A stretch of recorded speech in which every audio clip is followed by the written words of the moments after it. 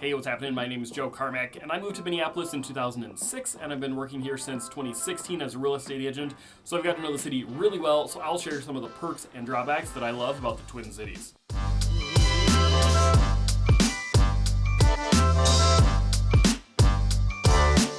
In case you're new to my channel, my team loves getting calls from folks just like you, so if you have any real estate questions or anything not real estate, be happy to answer those for you. I've also put together a really nice buyer's guide, so if you'd like to download that, you're welcome to shoot me an email and I'd be happy to send you that as a PDF. Finally, we love engagement on this channel. It helps YouTube share the channel with more people, so do me a favor, like, subscribe, and then comment down below any ideas you have for future videos or questions. Be happy to answer them in the comments for you as well. All right, let's start you with a few of my favorite things. We'll start you with the pros. Number one is going to be there's always something fun to do. Now, if you're not familiar with the Twin Cities, it's made up of Minneapolis and St. Paul, which are relatively small in populations themselves, although we do have specific neighborhoods inside of them. With all of those little cities so close by, the Twin Cities is absolutely known for its wide diversity in people and in things to do and eat, and so that leads me to pro number two, which is the incredible food scene. A few insider recommendations: if you're looking for something maybe a little fancier, a date night idea, you can check out Bar La Grassa, which is in the Warehouse District, or another great spot is Union Rooftop, which has this super cool outdoor patio up on the roof that's partially covered, and it's got really, really cool views of the skyscrapers right next to you. If you're looking for something a little more casual or family friendly, you can check out Bryant Lake Bowl, which is in Uptown in the Lynn Lake area, or you can also check out Uptown Bar, which is a really cool kind of a retro arcade bar in Uptown as well. If you're thinking more of the beverage options in the area, we are known for about 200 local breweries. There's all the little microbrew, local brews, and some of the bigger name beers that you've heard of. So something like 200 breweries you can check out. We do have a ton of great coffee shops, but I will warn you, most of them are located kind of in the closer downtown areas, not so much out in the suburbs, which is kind of a bummer.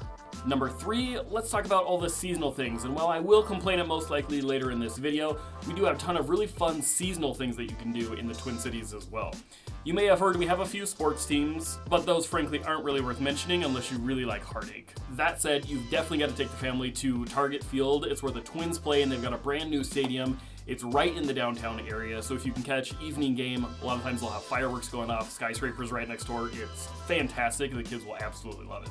Twin Cities also has a ton of great golf courses you can check out, and you may have heard we have a few gazillion lakes around, which brings all kind of hiking, snowshoeing, cross-country skiing, everything else you could imagine around the lakes. And we're also known for our art scene. We've got the Science Museum, tons of really cool museums like the Walker Art Center that you'll have to check out.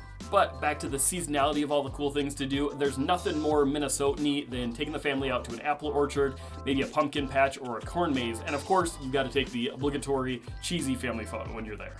Tip number four for you is going to be all the really cool staycations that are close by. Now, I know we're talking about all the cool things to do and live in Minneapolis, but let's face it, you're going to be looking for a break, wanting to get out of the city, something fun to do with the family, and we absolutely love all the cool staycation spots that are close by. Within about an hour's drive, you're going to have cool places like Shakopee to the west. They've got Minnesota's largest candy store, which you can definitely check out. Or to the east, we've got Stillwater, which is right on the river, gorgeous little town. Definitely make sure to take the kids to Teddy Bear Park. Just Google that one. Or go to Leo's and get some shakes. It's absolutely a must. About 2 hours away, we'll get you to Duluth, really cool little town that's on Lake Superior there. Definitely take the kids to the train museum. Thomas comes in the fall every year, so we love doing that. And then you can also check out down by the bay, they've got Bayfront Festival Park, which has got cool concerts there, or the pier where you can watch ships coming and going with the lift bridge. The kids will absolutely love that one as well. Besides the destination towns, you absolutely have to understand Minnesotans are known for just going up north. Areas like Lake Mille Lacs or Brainerd are known for people on the weekends just looking to get out of town, enjoy a little weekend at the lake, out on the water skiing or what have you. And that's just not in the summer. Minnesotans are also known for going ice fishing in the winter out on the lakes. Sounds absolutely crazy, but some people really enjoy that. I am not one of them. Of course, a couple other notable mentions I'll just point out is we do have the Mall of America, or you can even just take the family for a night downtown and stay somewhere like the Fachet, which is a really cool old hotel in Minneapolis. Before things head downhill, let me talk about the cons of living in the Twin Cities. Finally, pro number 5 is the jobs and the economy. Now, I realize it's not necessarily the most fun, exciting, sexy topic to talk about, but we are home to about 16 Fortune 500 companies like Target, 3M, General Mills, United Health, lots of big name companies. There's lots of great corporate jobs to get, but there's also a ton of small businesses that thrive in the Twin Cities as well. While our taxes aren't that great, the Twin Cities does have a really nice cost of living. So great cost of living, lots of jobs available, makes it a great place to call home. And our home prices aren't terribly bad either. We have seen about an 8 to 10% increase in home values in the last couple of years, which is way too much to be honest, but we are expecting that to taper off. And homes are generally still affordable if you know where to look. All right, now that you know all the great things in the Twin Cities, let's talk about a few of the things that aren't so great. Con number one is going to be people in Minnesota are kind of passive aggressive. Sure, I think somebody nicknamed it Minnesota nice, but if you ask me, you should probably call it something more like Minnesota non-confrontational.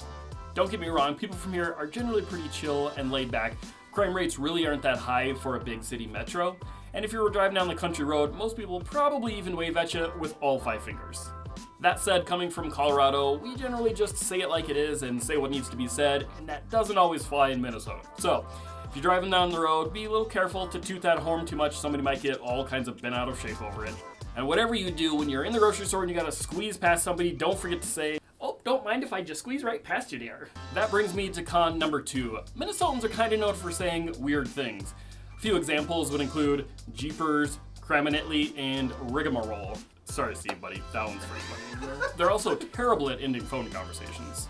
Oh yeah, well, it was good talking to you. Thanks for your call. Oh hey, one more thing I just forgot to tell you. Okay, that sounds good. Yep, well call me tomorrow, okay? Don't forget, hey, tell your mom I said hi too, alright? Oh, sure. Yep. Oh, that makes sense. Good, yeah, cool. We'll call anytime, alright? Yep, good talking to you. Yeah, I'll love talking to you too. And don't even get me started on the 30-minute process that is saying goodbye when somebody comes over to your house for dinner.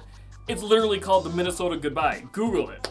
That brings us to con number 3, which is the weather. Here's Minnesota weather in a nutshell. In the summers, it can easily be 100 degrees, incredibly humid, and you're sweating like crazy. But then in the winter, it's the complete opposite. Super cold, super dry, your skin's cracking, and it's literally nasty. Naturally, you have weird things we say about that one too. Oh geez, you know, it might be -5 out there, but if it wasn't for that wind chill, it wouldn't be half bad. Or in the summer, it's always, you know, it wouldn't even be that bad out here if it wasn't for the humidity. I mean, can we get a little breeze or something? But frankly, both of those are completely true, and if you have never experienced breathing in the winter and having your breath freeze inside your nostrils, or being so cold that your eyes water and it literally freezes to your eyelashes, well, you are in for a treat, my friend. Besides the obvious with the temperatures, you just gotta prepare yourself for relatively short summer months. Spring and fall are always a crapshoot. It could be 15 degrees or 85 degrees, and you just literally never know what you're gonna get when you walk outside. Summer naturally is gonna be way too short, but that's obviously a huge reason why so many Minnesotans get out up north on the lakes for the summer. I know it sounds crazy, but you actually get used to it fairly quickly, and I kind of like the variety of seasons just a little bit. Con number 4 is going to be traffic and road construction, and I almost didn't even mention it, because obviously every big city is going to have their traffic. You've got to have road construction. It is what it is.